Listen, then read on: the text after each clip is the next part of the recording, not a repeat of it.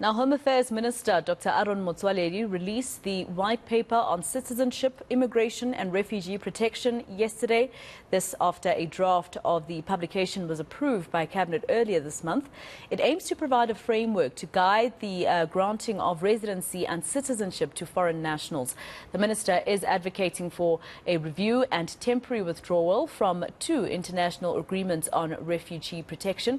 Marisa Jacobs is the managing director at Xpatweb and has a wealth of knowledge on immigration, specializing in the application of temporary and permanent residence applications. She joins us now live in studio to tell us what all of this means. Marisa, thank you so much for coming in.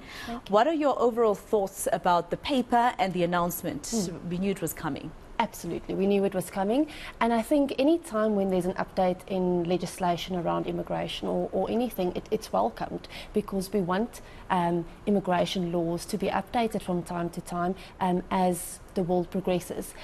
I think one of the general comments around the white paper that we see published is that it unpacks in quite a bit of detail what the challenges are that we're facing, but it's quite low on what are the practical things that are going to be implemented. It feels like it's being introduced, but not quite the level of detail that we'd like to see when we want to comment on legislation. And you know, that's also where I was going to come to. Public participation is open now. What should be the discussions that we're having? Where are the gaps?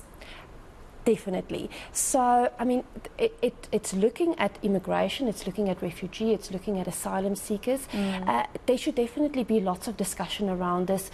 Comments are so important, but I guess the question is how do we comment when there's so little really meat around the bone to give those inputs on? And I guess maybe that's one of the things that we should bring up during those public participation comments, where we say, look, some of this is not very clear to us. Please, can you go back and come back at a later stage? That's possible. That's possible. And there's lots of comments made around ZDP nationals, what should we be looking at, and then definitely a big unpacking around illegal foreign nationals and how do we control that.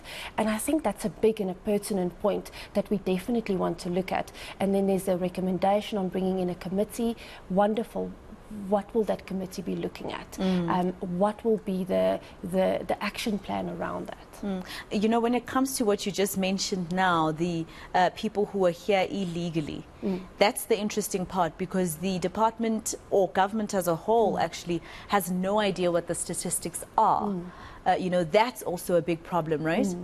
Absolutely, a big problem in terms of knowing what the statistics are, because then that gives you the ability to tackle that challenge if you've got an idea around numbers. Also, lots spoken about in the paper around corrupt immigration officials, which obviously fuels the number of illegal foreigners that are in South Africa, and it also fuels how do we tackle that challenge from a execution perspective. Who is monitoring this, and are they arresting of illegal foreign nationals? Are those that are enabling it getting arrested? So there's a real consequence to the enabling and to and arrests. That actually reminds me of that big bust that the minister himself made, I think, in Kempton Park, if I'm not mistaken, at a Home Affairs department there. And it's, you know, so what you're saying basically is that they're telling us the reasons around it. Things such as our services are running low, even for the people that are already here. So more people coming in is basically going to be a problem in terms of sharing those services, right? So let's talk about the two acts. So it's the 1951 United Nations Refugee Convention and the 1967 UN Protocol relating to the status of refugees, right? So according to the minister, he says in 1996 we signed this, but now we want to withdraw or at least re-look at it, which is okay, because maybe in 1996 they just signed without making sure that at least they can bring in their own conditions and remove some clause. Yeah, I think with the benefit of hindsight, when we look back, we can always go, oh, it could have been done better, or there's more that should have been taken into consideration. Laws are changing all the time, so I do think that the times have moved on, and perhaps now is a good time to relook at that and see how do we implement it better. Yeah, and I mean, it was 2 years into democracy in 1996. Maybe they had no idea that this many people would flock into SA.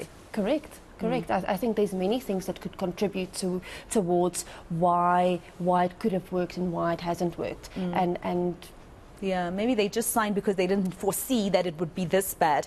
So now we can withdraw, like I said, and then we can go back and ask for certain conditions and certain clauses to be removed. I understand other nations have done that because obviously they had a better understanding than our new government in the 2 years that they were in, right? But from what you're seeing with regards to these different papers that we've signed in 1996, what would you think are the clause and conditions that we could put forward for ourselves, just off of the bat? Sure.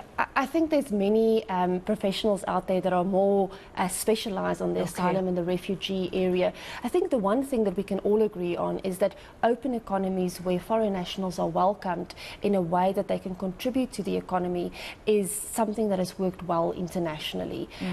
But it is about policing foreign nationals that are coming into the country. We want to make sure that it's documented foreign nationals, and we also want to make sure that we are at the same time having enabling legislation that we can attract those skills through to the country while policing on the other side and making sure everyone who's in the country is documented and is contributing to the economy in a meaningful way. And those are the types of things that when the Immigration Act does get updated, including permanent residency, temporary residence, citizenship, we want to make sure that it's in a way that is limiting on the one side, but not to the detriment of also enabling the attraction of skills and the ability for skilled nationals to be able to progress to permanent residency if that makes South Africa more attractive.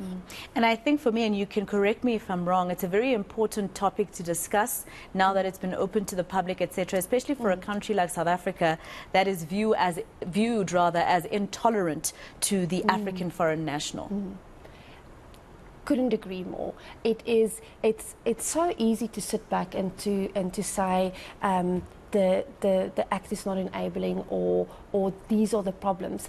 But when we get an opportunity like this where we can participate, where there's draft legislation and we've got the opportunity to come in and say, this is what the statistics are showing, this is what we see from business, this is the need, this is really what doesn't work. We must, as a community, get together, participate and make sure that our voices are heard, because we've seen that there's been lots of updates in terms of immigration legislation and we've seen so many of those comments being incorporated, and government is listening. They are looking for inputs, they are looking for practical examples of what can work. So I couldn't agree more that we must take this opportunity and really review what's been put forward and make suggestions. Well, we are a new democracy. There's some things that we learn and we need to just rectify in terms of law. Thank you so much for coming to speak to us, Marisa. I really do appreciate it. And of course, we know that the Border Management Authority made a huge bust during the course of the past few days, and maybe that leg of what the Home Affairs Department has introduced in terms of our porous borders in South Africa will also assist. Marisa Jacobs is the Managing Director at Xpatweb.